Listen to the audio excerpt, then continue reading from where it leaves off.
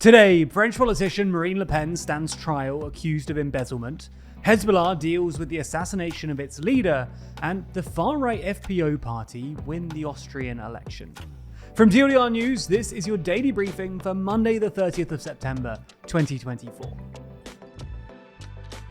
Today, the former president of France's far-right national rally, Marine Le Pen, begins a 2-month-long criminal trial that could have a significant impact on her 2027 presidential ambitions. The charges relate to the accusations of embezzling European Parliament funds between 2004 and 2016, with Le Pen and 27 other people, including current and former French lawmakers and MEPs, set to stand trial. Specifically, the politicians are accused of violating EU rules by using a system to award contracts to parliamentary assistants worth a total of €7 million to people who mostly worked on party operations rather than EU affairs.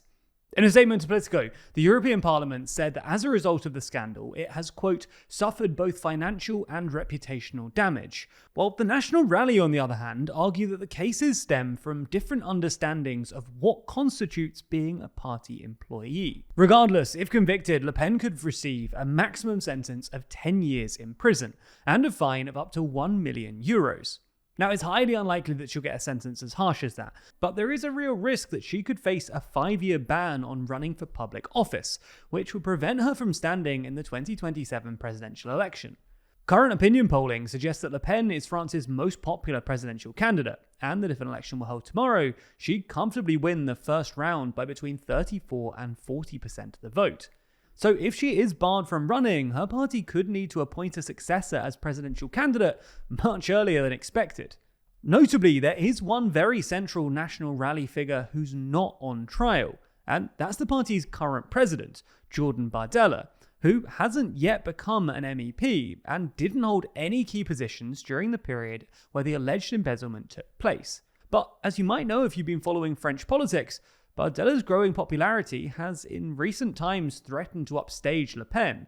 As a result, the party has repeatedly insisted that there's no competition between them, and that Le Pen would take the presidency with Bardella as prime minister. Nonetheless, despite the risk of reputational damage, the RN doesn't seem too fazed by this trial. If anything, they're actually hoping to use it to their advantage. One senior member said that Le Pen would be very present and very involved in her trial, and that she wants to be in court as many days as possible. They've also hinted that even if Le Pen is found guilty, her supporters are likely to stand by her regardless. There's more on the way, but remember to subscribe and ring the bell for more daily briefing tomorrow. Plus, if you'd like to support the channel like Sid Oman, then consider joining the TLDR Daily membership program for just $1.99. On Sunday, the body of Hassan Nasrallah, the leader of the Lebanese militant group Hezbollah, was recovered from the southern Beirut suburb of Duffield following dozens of Israeli airstrikes over the weekend. Nasrallah's death is a significant setback for Hezbollah and a serious escalation in the conflict between Israel and Hezbollah. For context, on Friday, Israel launched a massive airstrike in Beirut, targeting Nasrallah and other Hezbollah commanders.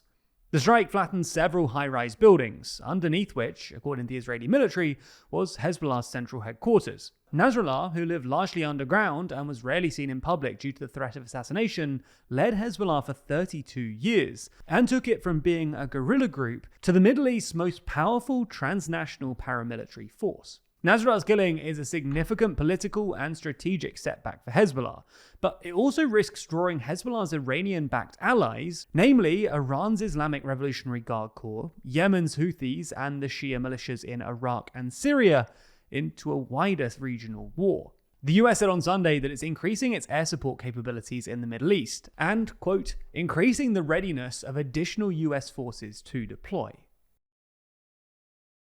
Moving to Austria now, where the far-right Austria's Freedom Party, or FPO, won Sunday's general election, a first for the party.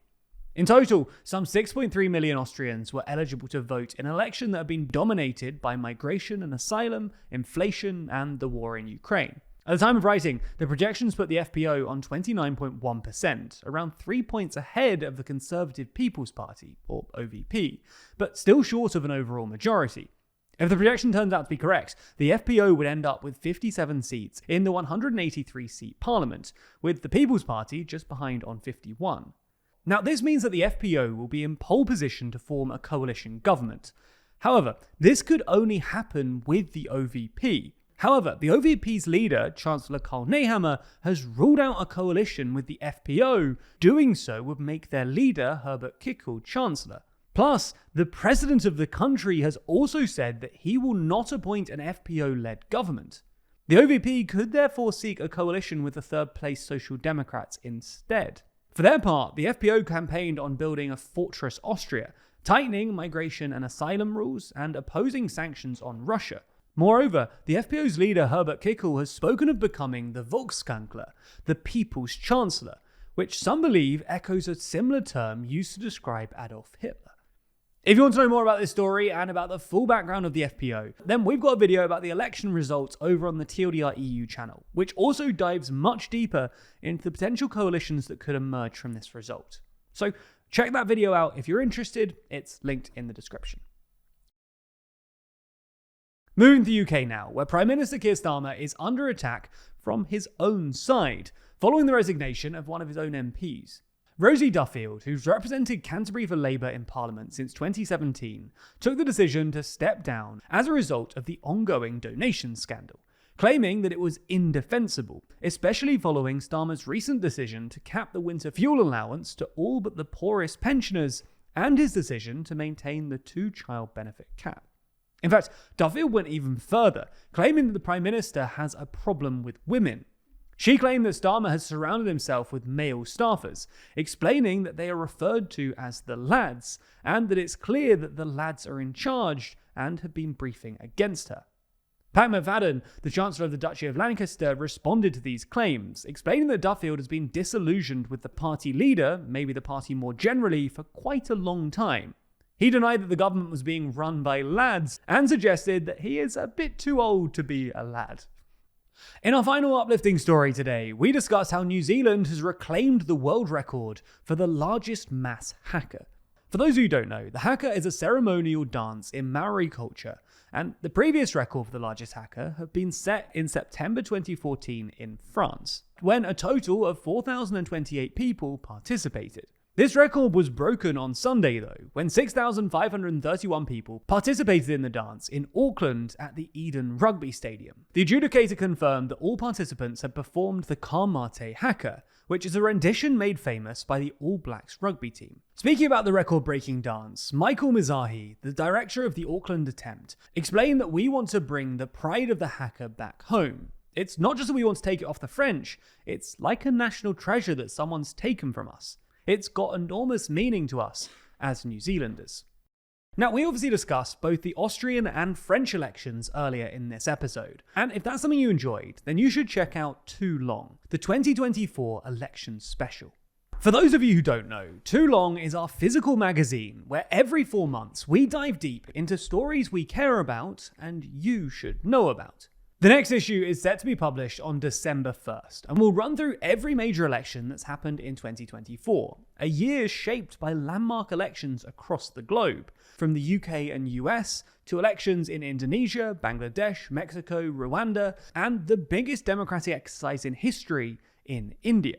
It's not just elections either. The next issue of Too Long will also discuss the first months of the new Labour administration in the UK, unpack the successes and failures of Biden's administration, ask why Europe feels so leaderless right now, the ongoing conflicts in Ukraine and Israel, and much, much more. You can pre-order your copy at toolong.news. And better still, you can also subscribe to get 25% off every copy as long as you're a member, and get every copy sent to your front door or your inbox. Plus, if you use the code 2DAILY, you'll get an additional £2 off your order, which could bring the price down as low as £5.49. The link's in the description, and thank you so much for your support.